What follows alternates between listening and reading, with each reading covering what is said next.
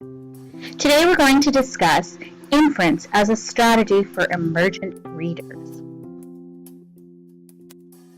First, let's quickly review some of the key strategies for reading comprehension that you are probably already familiar with. For comprehension, our readers must activate prior knowledge, use visualization, and make connections with the text.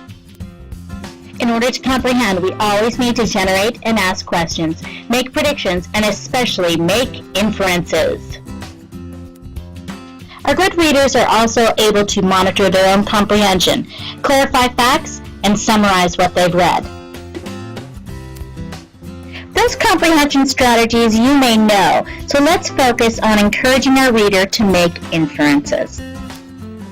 You might be thinking, I already have my students using prediction strategies.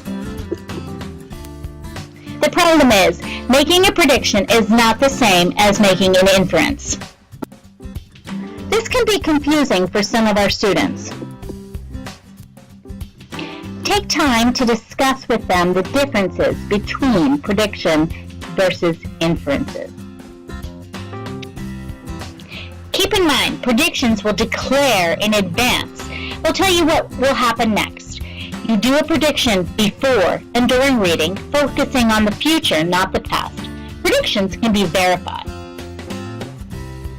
To make an inference, we combine text clues with prior knowledge, essentially reading between the lines. This occurs during and after reading.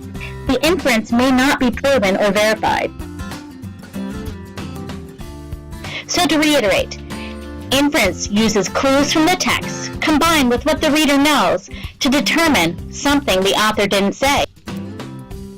Have your readers use the 3 W's to inference: why, where, and what. One of our easiest examples of inference is through our feelings.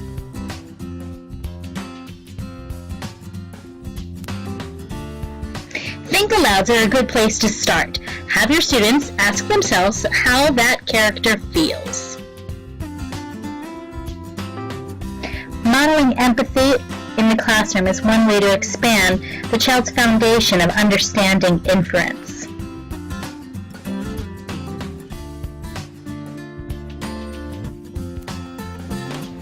The following quote is from Stephanie Harvey. I find it's really relevant. Inferring is the bedrock of comprehension, not only in reading. We infer in many realms. Our life clicks along more smoothly if we can read the world as well as text.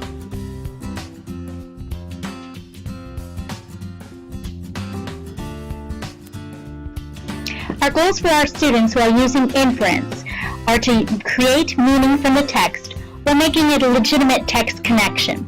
They're going to use evidence from the text to back up their inference while using critical thinking and analytical skills to read between the lines.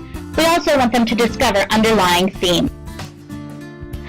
Add what you see and what you know, or prior knowledge, to make logical conclusions or inferences.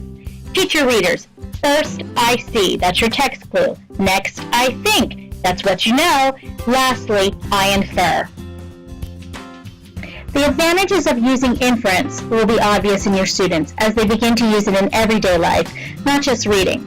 Students will come to conclusions and interpretations to allow them to understand text, and their ability to construct meaning is going to improve.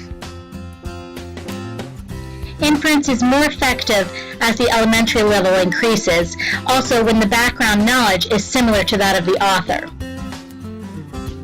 Inference activities help to build stronger readers. Many of the activities align easily with your other comprehension strategies. Inference activities with your students will cover some of the following standards. Encourage your students to become story detectives when using inference activities. I have several inference activities for you to try with your students to build stronger comprehension and readers. Thank you so much for your time and for watching.